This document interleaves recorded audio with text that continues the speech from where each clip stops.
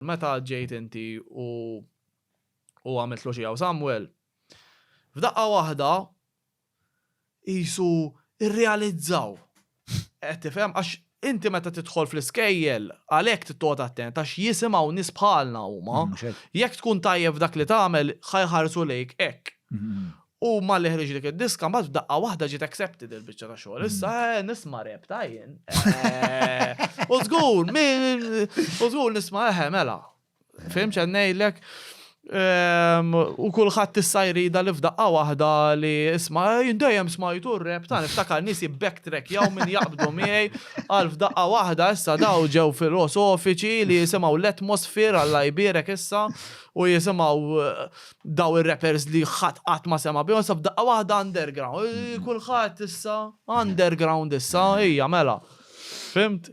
U ġrad il-biċċa ta' xogħol. Mbagħad wara li tlaqt mis-sekondarja, ovvjament, iktar bdejt wara li smaj dik id-diska anka jiena qed warrajt fl-aħħar Madonna ġiena rispett li ġol pajjiż fuq il-biċċa ta' xogħol għax l-istorja sabiħa, fehmu x'inhu l-kunċett, il-fatt li tajthom storja u semgħuha u femuha u rrelataw mal dik il-mara li kienet drugata u sebaħu dalam fehmx qed ngħidlek dik anka min kien l-iktar persuna li kontra il-ħaġa sa min imur il-liquid, ġifieri sa anka min jisma' rock dak iż-żmien li huwa appassjonat ir-rap tan-nejk u da, switchjat il-biċċa ta' xogħol. Naħseb li ġrat moment fl-istorja tal-pajjiż ta' kif kienet jiżviluppa l-pajjiż. Li konet Luċija Samuel tajt l-istorja ta' ġenerazzjoni sieħa ta' nies. Ukoll, eżatt. U vera tispjega naħseb daw it-tfal li biex spiċċaw irabbu l-xulxin. U jien kont kelli fascinazzjoni kbira ħafna dan il-fenomenu ta' dak iż-żmien ta' x'inti għadejt minn epoka fej filli kellek il-ġenituri kollha d-dar u daw il-ġenituri spiex ta' għandhom ħafna iktar kontroll fuq il-ħajja ta' wliedhom. Imma mbagħad ġejna fej epoka fej isol l-om toħroġ bid-dar u bdiet taħdem, allura jiġu lura fil-5 ta' flaxija u fis-7 ta' flaxija. Kienet jiġri, kont naraj, aħna konna niltaqgħu ħafna minn daw it-tfal li l-ġenituri tagħhom kienu jaħdmu jew bil-business jew l-om taħdem ukoll. U konna nrabbu li l-nanfusna. U konsegwentament li ġara hija li bdejna nesperimentaw ħafna iktar bil-violenza, nesperimentaw ħafna iktar bil-drogi. U anka tfal mbagħad li kienu oppressati, li kien hemm l-impożizzjonijiet fid-dar bħalma kellha Luċija. Xorta, mbagħad kienet tħares lejn dawk it-tfal. U tajt, daw xi żoppet jagħmlu men. Taf kif? U sirna aħna dawk it-tfal li spiex ta' l-avventura naħseb hemmhekk qiegħda. Ħa nipprova. U kien hemm il-ġenerazzjoni sħiħa ta' daw it-tfal li intelqu l-bandli. U mbagħad kien hemm daw it-tfal kurjużi. U at some point it-tfal li intelqu l-bandli u t-tfal kurjużi ħajiltaqgħu. U dak li ħajġri u ħafna affarijiet, ħafna stejjer, kien hemm ħafna stejjer bħal tal-Luċija ġifieri.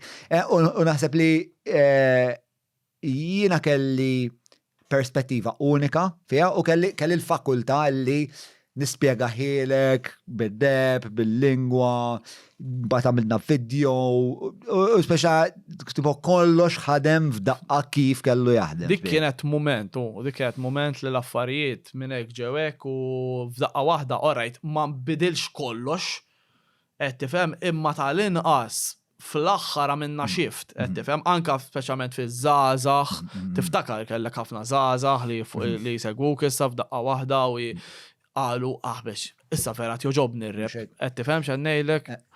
U f'daqqa waħda tagħmel kunċert u jiġu 400-500 ruħ. Eżatt. Aħna konna nkunu dejjem l-istess għandna 50 ruħu qabel.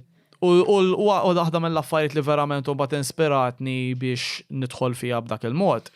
Meta ovvjament ġejt kunċert minn tiegħek għax ovvjament jien ma kellix aċċess għal kunċerti ta' rep barra minn Malta, allura ġejt wieħed mill-kunċerti tiegħek li kien id-Delta Luċija wara balla żmien. U da huma li dħalt hemmhekk. U bdejt nismagħhom ikantaw kelma b'kelma mad-diska dak it-tip qiegħed hemm inti jien naf kemm sabiħa, qed tifhem ġennejlek imma qatt ma rrealizzajt li daw in-nies li jafuha blamment b'dak il-mod u waqt li qed tirrepja inti qed jgħidu l-kliem minn flokok, dak it-tip verament kienet xi ħaġa u kif appreżentajtuha intom bil-band, ġifieri deret awtentika l-mija ġifieri l-ħaġa, fimt? U anka l-mod ta' kif kont tkun showman, ġifieri l-mod ta' kif, orajt, spiċċat id-diska, imma ħankellimkom u ħandaħħaqkom taf kif tagħmel int. Qed hemm dik il-ħaġa wkoll qed laqlu men. Dak it-tip esperjenza u inti kont tagħmel ta' b'ċertu mod u nibqa' niftakru dak il-kunċert għax imbagħad eventwalment għamilni ħaħna meta u inti daħħaltni ġo esperjenza mhix ħin wasalt. Għax da, ovvjament, da, John huwa persona teatrali ħafna, ġifieri dak huwa l-istil uniku li għandek, li inti qbaċċa ħaġa. Alright, għandek il-Luċija Osama ħad tagħmel il-kunċert tiegħek. Imma dik mhix biżejjed, x'ħad tagħmel x'in nasal hemmhekk, ħad taqbad il-kunċett tal-video tal-Luċija insomma. Penġejt il-kulħadd libes ta' buffu u da, ġi wieħed għal trid Smarties. Ġi wieħed minn dawn li qabbattent insomma, kien żbaħtlu wiċċu kien fih daqshekk u kien jagħmel parti. Ta' parsi d-dealer dak kien. Eżatt, għalli trid Smarties. U tidħol fiha bla ma trid, daqqa waħda kollox qed jidher surreali madwarek. Tifhem tidħol hemm u ma daqqa waħda malli tidħol fil-kunċert, rajt biex għamilt li qabbad daw it-tfajliet inti kollha sbaħ libbisthom vera hekk qed tifhem u għamiltilhom wiċċhom hekk b'dak il-make-up li kont. Il-make-up li eżatt tal-manikina dik li għandha. Eżatt, kollha libbisthom b'dak il-mod. U kellna l-SWAT team tiftakar kellna l-SWAT team. SWAT team. Għax tispiċċa bija tmut. Umbagħad f'daqqa waħda jitlu SWAT team minn imkien biex jaraw minn spara fuq minn qatila whatever. Ejja, dik għax kif kont kompli xi mal evangelisti. Da qabbat SWAT team sħiħ ta' xi fucking 20 għal 5 sekondi. Biex 5 sekondi jitilqu daqshekk rajnihom. Eżatt, u inti kont se tipprova dakinhar ma lejha jew kont se tgħid isma' l-istorja ħad tkompli xi ħaġa. Eżatt. U konna ħankomplu għajnu inti dik. Eżatt, u dik konna ħankomplu dik ħafna. Eżatt, u malli tħalġu dell-esperjenza, dak it-tip from all angles, rajt dan kollu jiseħ madwari, di xi ħaġa li toġobni immens. Dak it-tip vera sabiħa.